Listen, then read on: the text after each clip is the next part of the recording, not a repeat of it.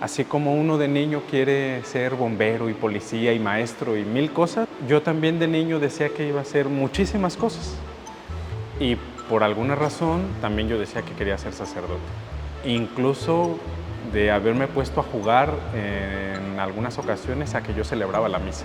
Dicen que nadie es profeta en su tierra, pero el padre Rafael Luquín es una honrosa excepción. Desde niño dio señales de su vocación sacerdotal y hoy es párroco de San Miguel Arcángel, este templo que está ubicado en la colonia Moctezuma, colonia, por cierto, que lo vio nacer. Lo invitamos a conocer su historia. Fui creciendo y fue algo que no se me olvidaba, pero digamos como que ese deseo se fue poco a poquito como apagando un poco o adormeciendo. Por alguna razón, en la preparatoria yo dije que yo quería ser publicista, pero no sé ni dónde se estudia eso, ni sé qué hay en esa currícula. Pero a mí era algo que me atraía. Al hobby que yo tenía ya para esa edad eran pues cosas de diseño gráfico. Y cuando estaba en segundo de prepa, un día saliendo de clases al receso, como un flechazo yo sentí, la pregunta así en mi mente, ¿por qué no ser sacerdote? Tanto me impresionó a mí la interrogante que recuerdo que me detuve, dejé de caminar, como diciendo, bueno, ¿y eso a qué? ¿A qué debe eso? Duré un año más o menos con esa pregunta dándome vueltas, sin yo externarlo ni compartirlo con nadie. Recuerdo que había algo en mí, dentro de lo poco que yo sabía de la vida sacerdotal y del seminario, que me hacía buscar pretextos para por qué decir no. Yo seguía haciendo mi vida normal y a nadie le platiqué nada. Y me fui a la UAN y saqué ficha en medios de comunicación.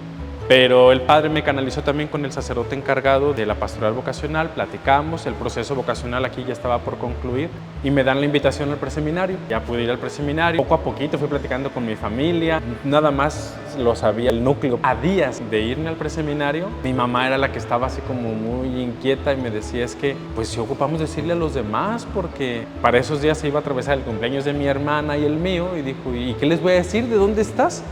Un día yo no sé dónde andaba en la tarde, voy llegando a la casa y yo veo muchos carros afuera y pues ya estaba media familia ahí dentro, yo entro y mis primas llorando y hubo como un ambiente pues muy bonito en realidad, de ánimo, de aceptación, y así entré en el año 2006 a Mascota, Jalisco, sin saber plenamente si ese sería realmente o no mi camino, pero por el momento consideraba que por ahí era, ¿no? Y pues fue un proceso largo, en el que viví muy feliz. El primer año se me hizo rapidísimo, pero después concluí que los 11 también. Aprendí muchísimo, los recuerdo con mucho gusto y consolidó en buena medida, por supuesto, mucho de lo que hoy soy.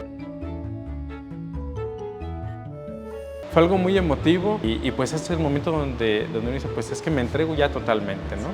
Para mí, en torno a esos días fue recordar mucho la primera clase que tuve de teología con el padre Sergio Díaz Lepe, que en paz descanse.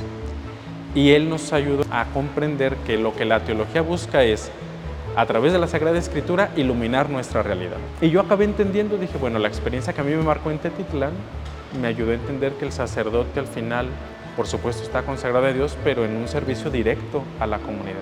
El señor obispo, el primer destino que me dio ya como sacerdote fue aquí en la cantera, en Tepic. Fue una experiencia también muy bonita, porque es una comunidad muy grande, pero además todavía no estaba constituida como parroquia. Y coincide que el señor obispo va a cambiar a todos los que estaban ahí y vamos a llegar un equipo nuevo completamente. En ese equipo nuevo estamos 2 sacerdotes recién ordenados, un compañero mío y a mí, amigos de todo el seminario, un muchacho que acaba de salir del seminario y está próximo a ser ordenado diácono, y el que iba a hacer las veces de párroco ahí era el vicario diocesano de pastoral. Entre los 4 creo que supimos hacer un muy buen equipo, viendo los retos gigantescos que había en la comunidad. Los retos, yo sentía demasiados retos. De hecho, fue un momento así como de una primera crisis vocacional, donde yo sentía que era demasiada la necesidad que había ahí y me cuestionaba qué tanto puedo hacer yo desde la iglesia y que incida realmente en las necesidades de ellos. Por supuesto que todas las necesidades que tenemos en la población, a quien le compete cubrirlas y garantizarlas es a la autoridad. Y lo haga muy bien o no lo haga, uno no va a ser indiferente ante una necesidad que llega. Son justamente estas necesidades las que a mí me choquearon. Darme cuenta yo de niveles de violencia intrafamiliar altísimos, donde adolescentes o niños, niñas, están viviendo en sus casas situaciones muy duras porque los papás no les hagan caso, porque se están separando y no han sabido cómo acompañarlos a ellos. Mujeres violentadas físicamente por sus maridos, que sufren eso, que a veces no saben qué hacer. De hecho, otro tema que previo a esto me sacudió fue a los 15 días más o menos de la ordenación, el huracán Huila pega en el norte de Nayarit. Yo recuerdo que yo estaba acostado viendo en el celular que el río ya va subiendo, que esto otro. Una amiga mía desde allá avisándome, ya se metió a una calle, ya va subiendo esto. Y yo empiezo a cuestionarme y a decir, ¿cómo está pasando esta necesidad brutal en mi comunidad, en mi estado? Y yo aquí estoy recién ordenado y yo me decía, yo no estoy haciendo nada por eso. ¿Qué puedo hacer? Y lo que se me ocurrió que podía hacer era pues escribirle a otros, el que quiera ayudar, pues vámonos organizando y a ver qué hacemos. El fin de semana inmediato nos fuimos en 2 camionetas, hubo gente que no podía ir, pero dio ropa, dio dinero o dio comida. Comida llevábamos en vastedad. No pudimos limpiar ese día una sola casa de tanta comida que llevábamos y que necesitábamos repartirla antes de que se nos echara a perder. Pero fue una experiencia también muy fuerte ver a familias que lo perdieron todo, ver gente de la más necesitada y la más afectada, que era la que con más gusto le agradecía a Dios lo que le llegaba y no querían recibir más, sino vayan y busquen a alguien que ocupe. Al día siguiente celebré misa en el albergue, ahí en Tuxpan. Fue un momento muy fuerte porque yo decía, ¿cómo darle esperanza a la gente que está aquí? Porque incluso probablemente hasta su casa perdió. Pero le decía ahí a la gente, pues Dios es como nuestro papá. Y aunque sea un momento duro por el río, no nos deja solos. Y pues, ¿qué más les dices, no? Estuve un año en la parroquia de Fátima. Ahí fue donde nos llegó la pandemia. Yo llego en octubre del 19. Y en octubre del 20, el señor obispo me envía a la catedral y allá estuve como año y medio. Y ya de ahí llego aquí a San Miguel. Coincide que cuando estoy yo en catedral, el párroco que estaba aquí en mi parroquia, lamentablemente enferma de un momento a otro y necesita pues muchas recuperaciones físicas y terapias y había que conseguir sacerdote de la noche a la mañana. El señor obispo me pidió desde allá de catedral estar también atendiendo aquí con ambas funciones momentáneamente. Y así estuve como 6 meses. Después de esos 6 meses me dijo, ya mejor te quedas allá como párroco. Siempre quiso ser publicista y hoy se le brinda esta extraordinaria oportunidad de estudiar la licenciatura en Comunicación Social e Institucional en la Universidad Pontificia de la Santa Cruz en Roma y resulta que ya está empacando maletas porque se nos va. En marzo, a unos días de la Semana Santa, el señor obispo habla conmigo invitándome a estudiar en Roma. Como un año antes ya habíamos tenido esa plática y dio pie a esa plática para que yo expresara que yo me sentía con la confianza y la libertad de saber decir que no voy si es algo que a mí no me guste o me represente cierto interés. Lo que un sacerdote estudie no es un premio ni es algo para uno. Al final es parte de mi ministerio y al retornar de ese estudio implicará necesariamente un servicio en la iglesia, en la diócesis, desde eso que uno ha aprendido. Entonces no tiene caso ni tiene sentido, así lo pienso, irme a estudiar algo que ni siquiera me gusta.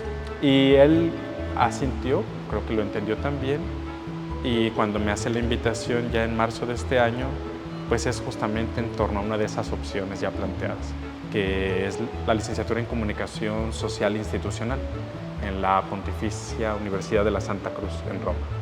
Todos los seres humanos comunicamos, pero la Iglesia lo que comunica es el Evangelio. Y ante ello tenemos, creo que hoy en día, muchísimos desafíos y retos.